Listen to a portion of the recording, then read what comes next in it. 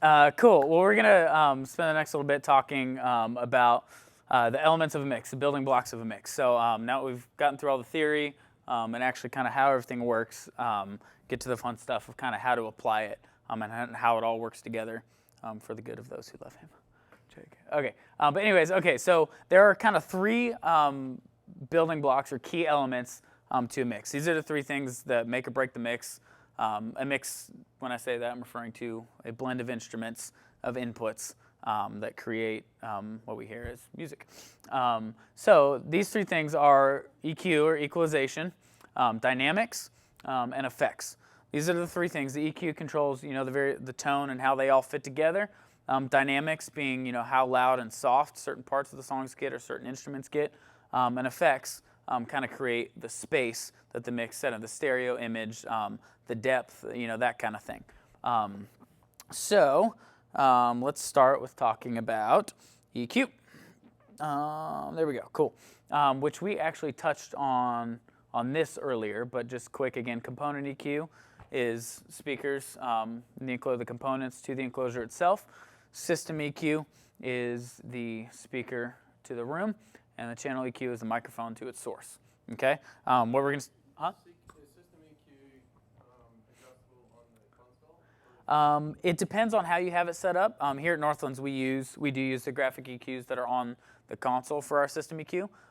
Best case scenario, though, typically there's a separate outboard processor that handles that. But for us right now, we don't have that, so we do it all from the console. But yeah, and then channel EQ, which is what we're going to spend most of this time talking about, is you matching the microphone or equalizing the microphone to the source. So we're going to talk through, again, really quick, EQ parameters, and actually have some better illustrations than my fabulous Mona Lisa over there. Again, the parameters that come with an EQ are the center frequency, which you said is basically when you're going to boost or cut, what is the center frequency that boost or cut centers around. And then you've got bandwidth, or Q, which is, depending on the type of curve, how much frequency on either side of that are you affecting in the booster cut. And then you've got amplitude, which is the amount of the booster cut.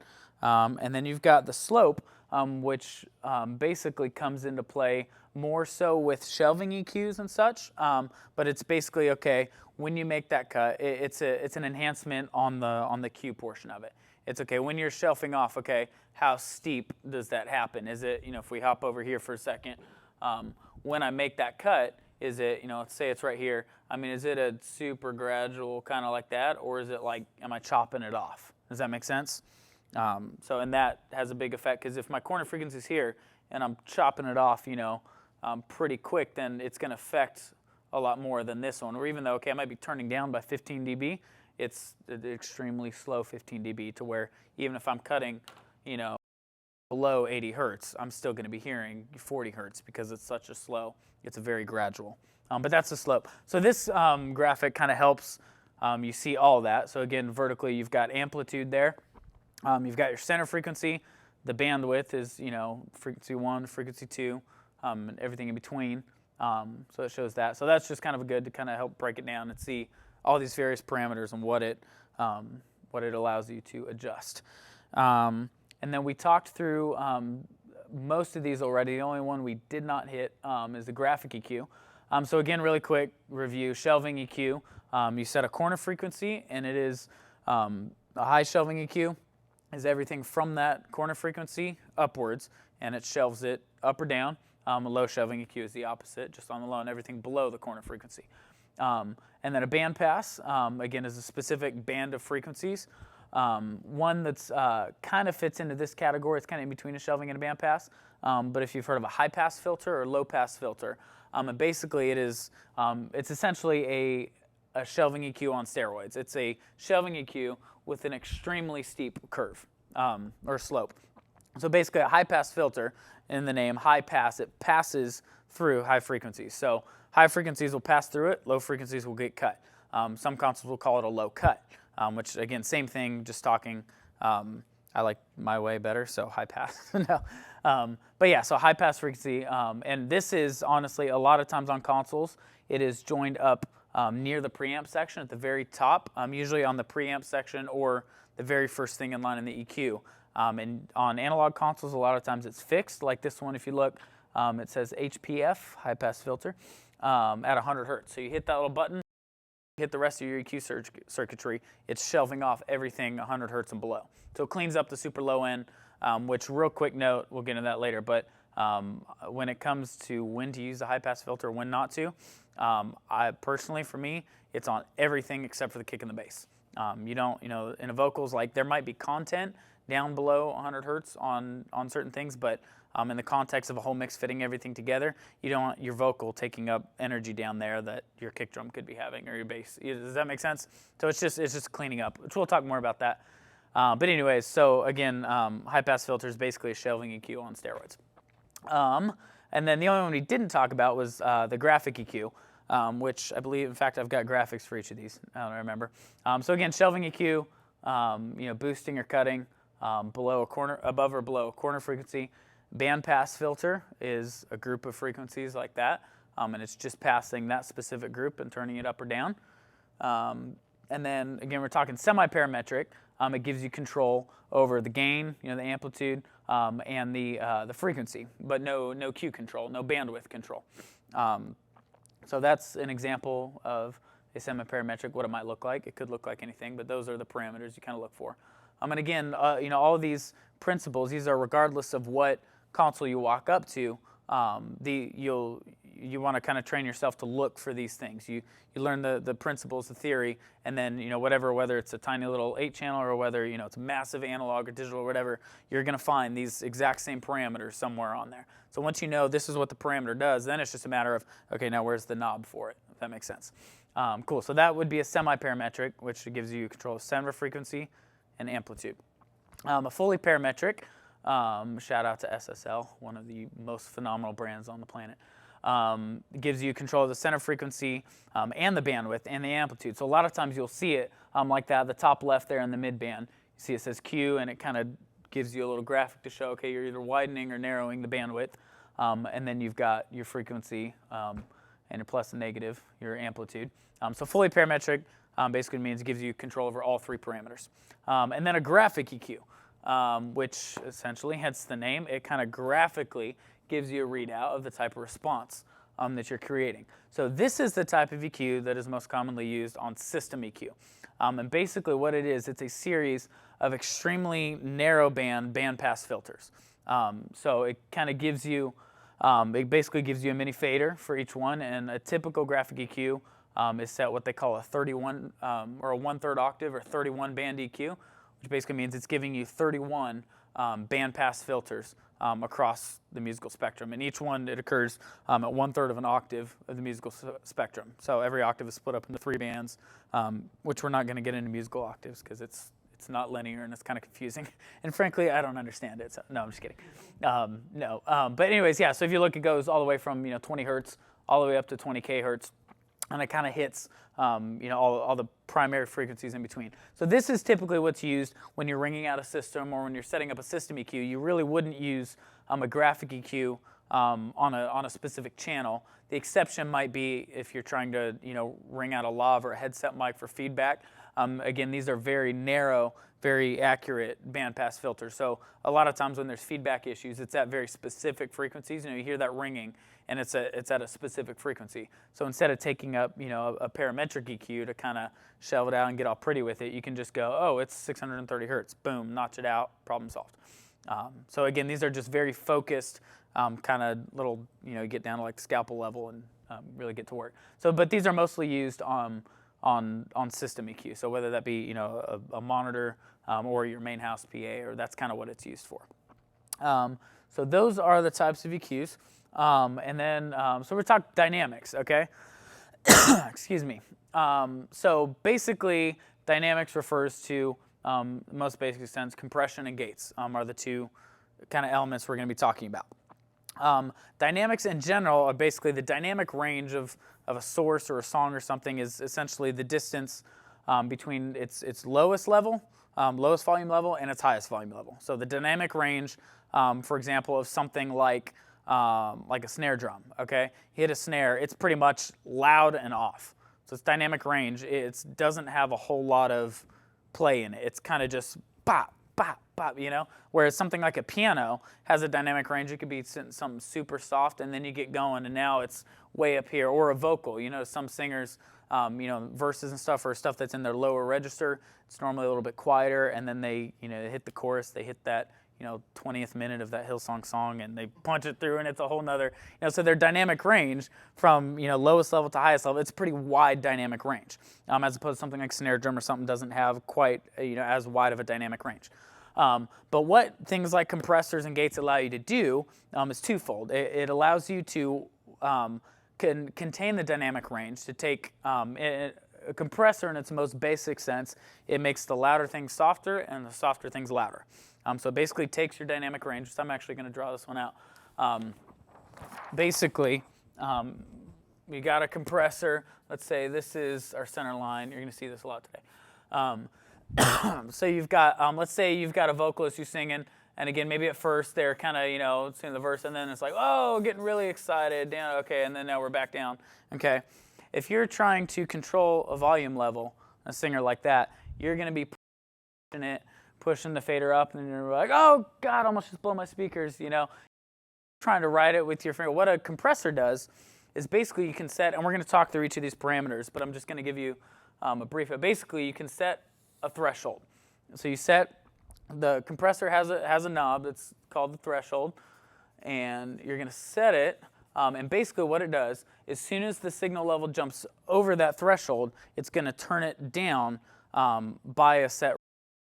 So let's say you've got a 2-to-1 ratio. So that means for every 1 dB over that threshold it goes, the compressor is going to turn it down by 2.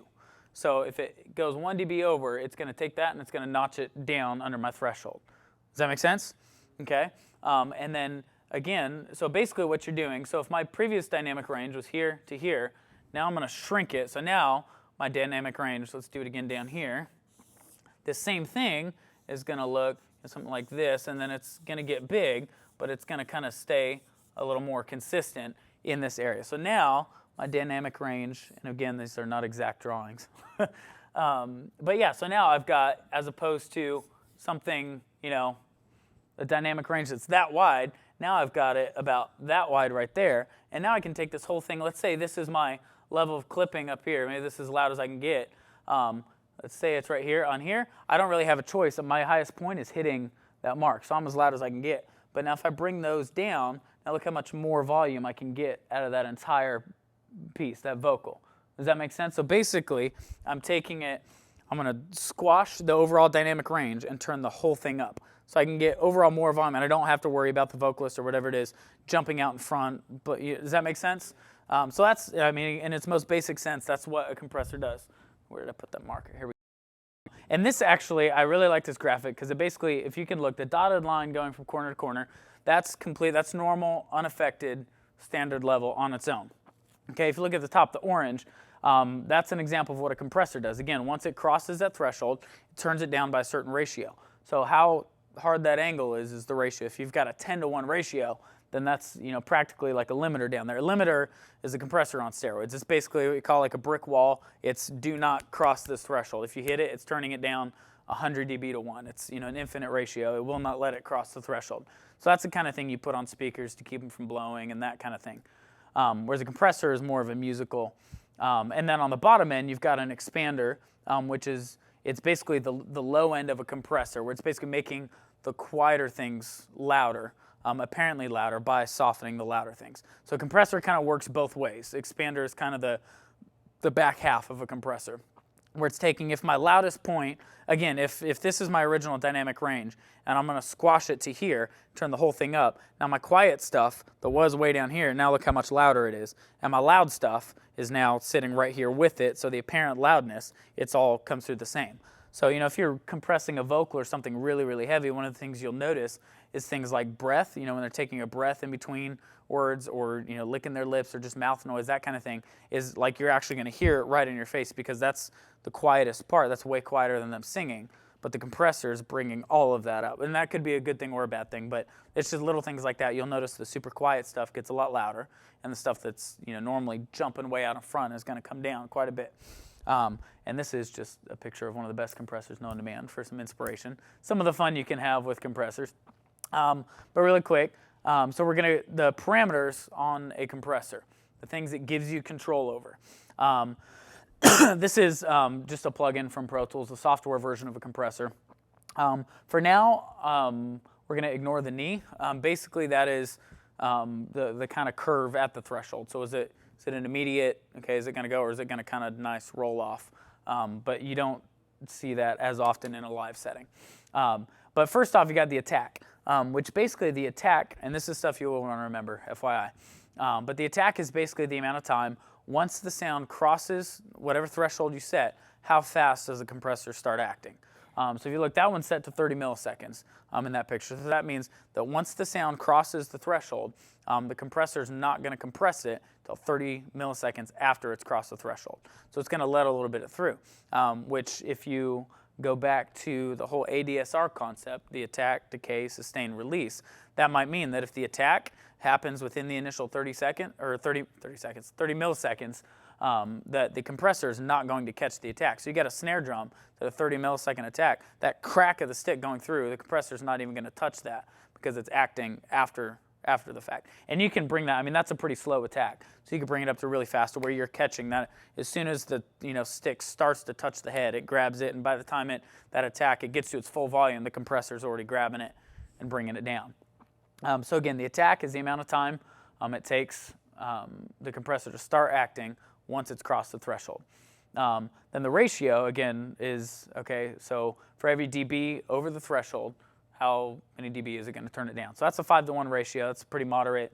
But yeah, so that's basically, you can go all the way up to, infinity to 1, which is essentially you've turned it into a limiter, or as low as, 1.5 or, 2-to-1.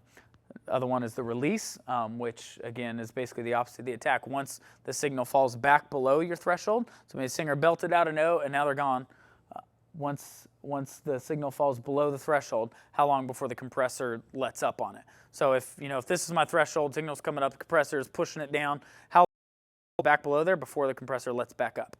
Okay, and then obviously you've got your threshold down there in the bottom right corner.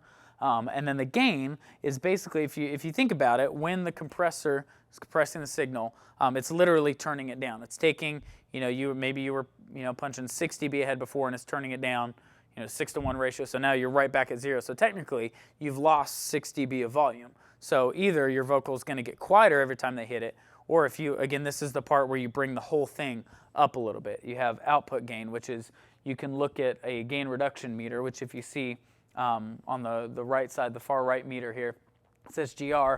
If it was acting, it would be showing you, -1, -3, -6, how many dB that compressor is actually turning down that signal. And you could tack that back on the back end, if that makes sense. Does that make sense to everybody? Is that cool? All those parameters. And we're gonna after this, we're gonna go ahead and mix some tracks so you can hear that actually working, so you can hear the difference. But essentially, that's taking, and this is what you can kind of help shape the ADSR, the envelope of the sound with.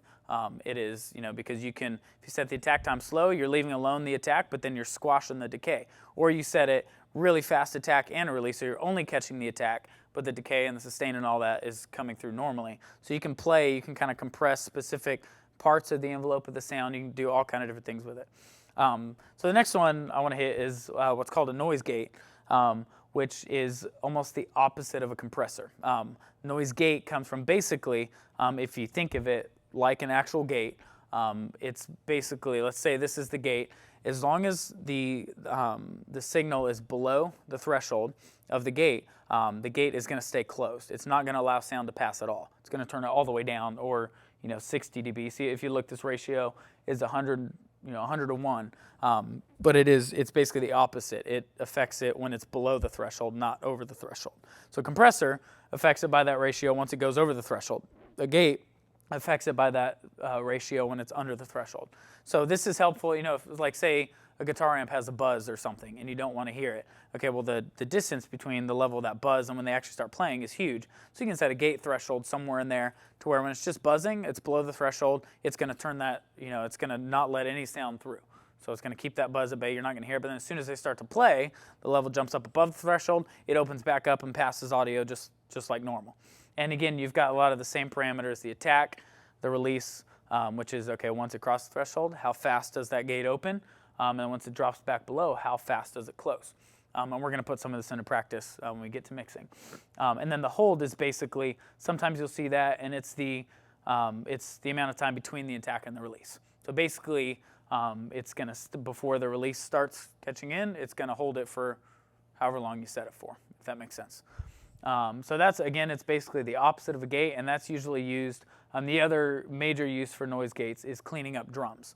When you've got, like 8 mics on a single drum set, you might be maybe it's just playing kick, snare, and hi-hat, but the tom mics obviously are picking all that up also, but they're picking it up at a much lower level than the tom itself. So you can set a gate to where the threshold on that gate is above the level of the rest of the drums being played, and as soon as he hits the tom, then it's above the threshold. It opens up, you hear the tom, and it closes back up, so that all you hear through that mic is the tom.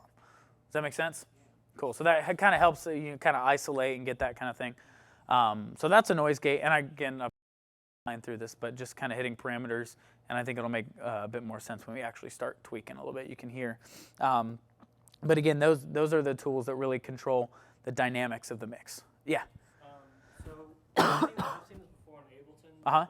Feature, is that only, yeah. You can only see that in like a DAW. That's not a live. Yes, because essentially that's looking into the future because it's a previously recorded track. That's good. Yeah.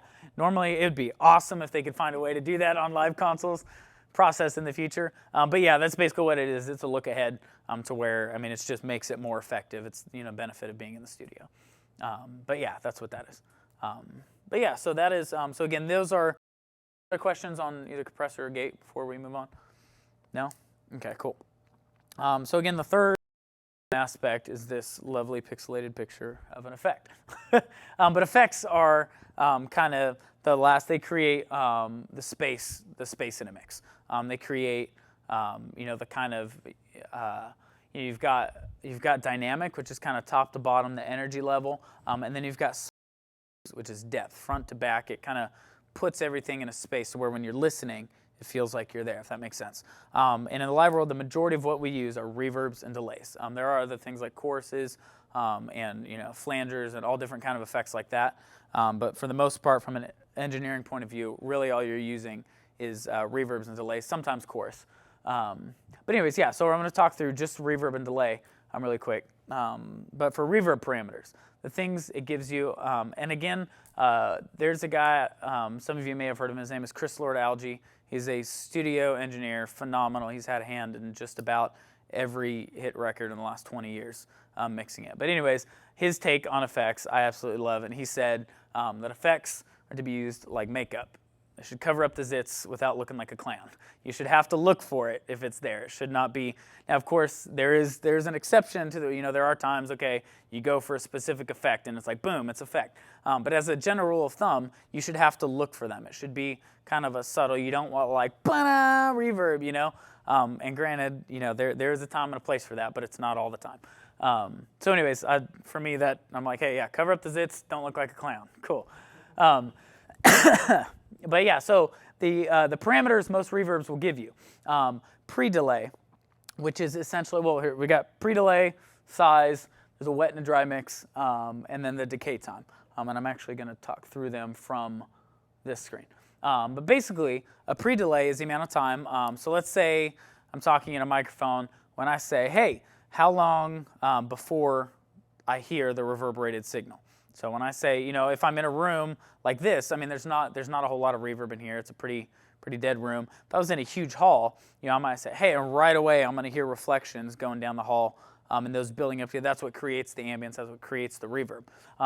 Pre-delay basically separates the initial signal from when the reverb happens. So in the context of a mix, that can be helpful for getting, sometimes if you've got too much reverb going, it kind of blots out or muddies up the original signal. Vocal can kind of get buried, and it's not like, hey, it's there, and the reverb kind of sounds cool, but like my vocal just isn't cutting. I can't get it on top of the mix. I can't hear it. It's blending with everything. Pre-delay can kind of help. It basically takes, instead of starting at the same time, it's taking them and separating it. Here's the initial. The reverb doesn't start till, in that case, 566 milliseconds later. So half a second later is when the reverb, when you actually hear the reverb kick in, if that makes sense. The decay, or the RT60 time, which basically is the time it takes for a sound to decay 60 decibels.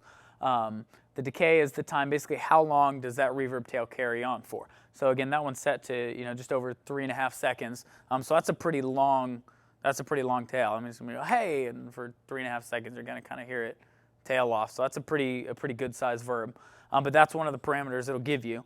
And then you've got diffusion, which is basically how quick the sound dissipates. Diffusion is essentially the breaking up of a sound wave. So if you've got two flat walls, it's going to bounce back and forth there's nothing breaking it up, so it's just going to go until all of its energy is used up. But if you've got, broken up surfaces and stuff, the wave's going to hit it and it's not going to be able to stay together. It's going to dissipate pretty quick. So it might still take time, but it's going to change the tone of the reverb, a little bit. And then here it is, the mix on this one. I'm set to about 75%. Basically, the dry to wet mix, which you'll see on any effects processor, is just that. It is the mix of how much dry signal, being the initial unprocessed signal you're hearing, versus how much affected or wet signal you're hearing. Now, this depends on how you have it set up. Again, because this is a shot from a digital audio workstation, it's a software-based, it doesn't have 100% ratio. But basically, in any kind of a live setting, your mix should 99% of the time be 100%. Your mix should be 100% because if you think about it, typically effects are fed from an aux mix. So okay, I've got a vocal and I want a little bit of effect on it. So I'm gonna create a mix that's sending to that reverb to that room, and I'm gonna send it there. Maybe 50% of my original signal, just enough so I can hear it. But I've got my dry signal, my unaffected signal here on the fader. I've already got a dry signal. So when I'm sending to a room to an affected signal, I don't want more dry signal there. I want my reverberated signal there. So when I bring my reverb back to hear it, I don't want to hear a redundant of what I already have over here. I want it to be reverb. I want it to be so I can blend in, if that makes sense. So that's what the mix is. Now, in a software platform, you can run effects as an insert on the channel, which I do not recommend for a variety of reasons. But basically, that's why it's not just fixed at, okay, this is 100% reverb, because you do have that ability. Really quick to kind of help wrap my brain around reverb, basically how up at the speaker, so it's catching all the sound of the stairwell, and I'd move the mic closer, farther away, how much, and that's my mix, how much, okay, if I put the mic right in front of the speaker, I'm not going to hear the stairwell. But if I move it down 2 flights and at the bottom pointing straight up, I'm going to hear almost 100% of just the reverb, not the, okay, and then the output from that microphone that's listening to the stairwell would come back in to another channel on my console called an effects return, and that would be my reverberated signal. So I'm playing out what's going out of the speaker, and I'm recording on the other end the sound of the room. So when you're sending to an effect unit, it's essentially sending out of that speaker, completely dry signal, and then if you think of it, you've got a mic at the other end of the room picking up the room sound, and you're blending that back at the if you hear it twice, if that makes sense. Now sometimes there's a quick, basically your brain has the ability to distinguish between two different sounds as long as they occur more than 30 milliseconds apart from each other. Your brain kind of has this, if it hears a direct sound and a reflected sound within, like right now, as I'm speaking to you guys are hearing the sound directly from my voice, but you're also hearing reflection off that wall and the roof and that wall and the back wall. Those are all coming back into your ears, but it's happening in a short enough amount of time that your brain it's combining it all into one sound because it's happening within that 30 millisecond window, and it's saying, okay, this is all just one sound. Like, don't worry about it. Whereas if I was standing in a canyon that was up there, you hear it as two distinctly different sounds. It's a repeat. And that's the 30. I think it's like 32 point something milliseconds is about where your brain starts to distinguish as, okay, hold on, wait, that's a different sound. That's different from what I'm hearing right here, if that makes sense. So, and fun fact, reverb is essentially a series of really, really short delays happening within that millisecond that your brain, or within that 30 milliseconds that your brain blends into one sound, and that sound is reverb. It's essentially several reflections that are all happening fast enough and close enough together that they're blended into one sound in your brain. So that's what reverb is, and then becomes delay when it crosses that threshold, and now you're starting to hear different sounds. You're starting to recognize it as more than one sound. So you get a lot of the same parameters on delays. You get again, a mix. So dry to wet, you get how much, and again, in a live setting, you pretty much want it 100% wet because you want the delayed signal to come. That's what you're looking for. You don't need any more dry signal. You already have it. And then you've got delay time, which is the delay time in this is how much time between each repeat. So a lot of times the cool thing with digital consoles is 9 times out of 10 they give you an actual tap tempo where you can literally tap in the time of the song or the time of the delay with the time of the song. And it does all the math for you and breaks it down where, okay, if it's 140 BPM and you want a quarter note delay, that's actually this many milliseconds, and you're just like tap, tap, tap, and it does it all for you, which is great. But that is the time between the delays that happen. The repeats, or sometimes it's labeled feedback, is how many repeats. So you've got the initial, and then how many times after that before it kind of trails off and stops repeating. So is it just once? Is it 10 times it just keeps repeating and repeating and repeating? That's what the repeats or feedback knob that you'll see on a lot of these will do. And then most delays also give you a high pass filter and a low pass filter. So it kind of helps you on the reverb or on the delay unit itself, darken it up. Sometimes if the delay is just as bright as the original sound, it gets really confusing. It doesn't sound natural, because normally if I'm shouting into a canyon or something and you're hearing a delay coming back, it's naturally going to be a little bit softer, a little bit darker. It's not going to sound the same as if I said it to you twice, if that makes sense. So that's kind of what they put those in for to kind of help you kind of hone that in and get more of a natural delay sound. Any questions on reverb or delay at this point? What would delay be used for on the soundboard? I know you use it in guitar effects. Yeah. But for a whole sound mix. Yeah, most of the time when you're using delays, usually it's on a vocal. Sometimes you could use it, on things like keys and that kind of thing. But most of the time it's to kind of create, I don't know if you hear that typical, that like glamour vocal sound.